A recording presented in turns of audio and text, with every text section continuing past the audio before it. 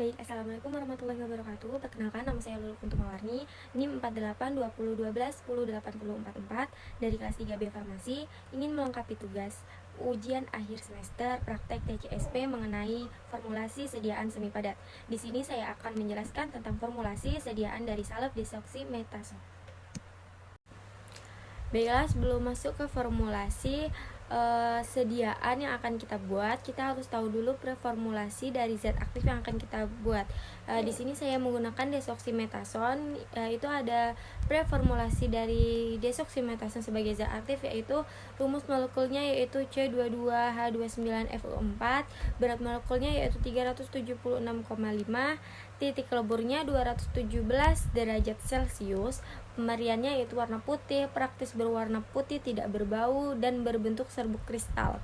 Kelarutannya yaitu tidak larut dalam air, sangat larut dalam etanol, aseton, dan dalam kloroform. Rentang konsentrasinya yaitu ada 0,05 sampai 0,25%, pH-nya yaitu 7 sampai 8,5. Wadah dan penyimpanannya yaitu tidak boleh dikeringkan, simpan dalam wadah tertutup dan terhindar. Fungsinya yaitu desoksimetasone ini digunakan sebagai antiinflamasi. Baiklah, setelah itu kita bisa melihat dari pertimbangan formulasi dan kelebihan zat aktifnya. Pertimbangannya yaitu desoksimetasone praktis tidak larut dalam air, sangat larut dalam etanol, aseton, dan kloroform. Sifat yang berminyak, dapat meninggalkan noda pada pakaian saat digunakan, sulit meresap pada kulit karena lebih tinggi kandungan minyak dibandingkan airnya. Desoksimetasone juga tidak dapat dikeringkan.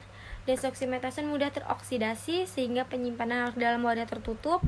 Desoksimetasone merupakan kortikosteroid topikal yang memiliki daya antiinflamasi, anti alergi, antioksidatif, antipiverasi, dan antipruritis yang bekerja secara lokal pada tempat terjadinya reaksi inflamasi dan memiliki efek samping yang rendah dibanding kortikosteroid. Selanjutnya yaitu tujuan khusus yang ingin dicapai dengan memformulasikan bahan aktif menjadi salep adalah dapat bekerja lokal pada tempat terjadinya inflamasi atau tempat terjadinya reaksi alergi. Baiklah, adapun kelebihannya yaitu yang pertama, sediaan salep dapat lebih lama tinggal pada kulit dan meningkatkan proses difusi obat ke dalam kulit. Yang kedua, waktu kontak dengan kulit lebih lama sehingga terapi lebih optimal. Yang ketiga yaitu bekerja lokal pada tempat terjadinya inflamasi atau alergi. Dan yang terakhir yaitu bekerja pada bagian epidermis sampai berefek sistemik atau sampai pada pembuluh darah. Baiklah, adapun pertimbangan farmakologinya yaitu indikasi berbagai jenis eksim, psoriasis, dan dermatitis, mengatasi inflamasi dengan cara menstabilkan membran lisosom leukosit, mencegah pelepasan asam hidrolase destruktif dan leukosit, menghambat akumulasi makrofag di daerah radang. Adapun kontraindikasinya yaitu pasien yang peka atau alergi terhadap desoksimetasone atau steroid lain, TBA kulit, cacar, dan herpes. Efek sampingnya yaitu rasa terbakal, kulit kering, dan gatal-gatal.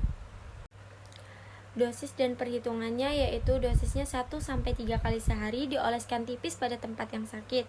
Diabsorpsi kulit melalui tipe perkutan, penyerapan lebih banyak pada stratum T setengah yaitu 15-17 jam, dan ekresi melalui ginjal.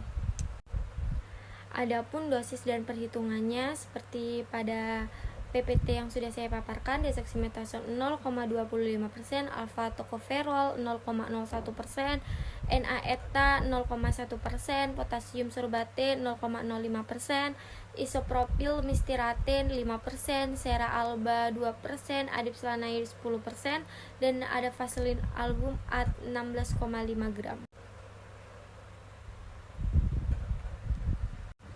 Baiklah, adapun cara kerjanya yaitu yang pertama, siapkan alat dan bahan. Yang kedua, timbang semua bahan dan panaskan mortir. Yang ketiga adalah lakukan peleburan fase minyak berturut-turut yaitu cara alba, adipslanide, vaselin menggunakan cawan porselin di atas penanas air. Masukkan hasil leburan ke dalam mortir panas, gerus sampai homogen dan mortir mendingin. Ditambahkan NA-ETA, gerus sampai homogen. Setelah itu tambahkan isopropil mistirate, gerus sampai homogen juga. Setelah itu tambahkan potasium sorbat, gerus sampai homogen.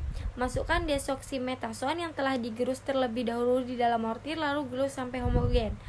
Yang kesembilan yaitu tambahkan alfa tocoferol, gerus sampai homogen. Masukkan ke dalam tub, dikemas dan diberi etiket. Setelah itu lakukan evaluasi sediaan salep. Dan yang terakhir yaitu ada evaluasi. Evaluasi yang pertama itu ada pengamatan organoleptis, yaitu sediaan salep diamati warna, bau, dan homogenitasnya. Yang kedua ada pengukuran pH. Pengukuran pH ini dilakukan dengan menggunakan pH meter. Yang ketiga ada pengukuran viskositas. Pengukuran viskositas ini dilakukan dengan menggunakan viskometer Brockfield pada suhu ruang. Dan yang terakhir ada uji kadar zat aktif. Kandungan zat aktif dalam sediaan salep ini diidentifikasi menggunakan metode kromatografi cair kinerja tinggi atau KCKT fase terbalik. Baiklah, sekian presentasi dari saya. Terima kasih sudah menonton. Wassalamualaikum warahmatullahi wabarakatuh.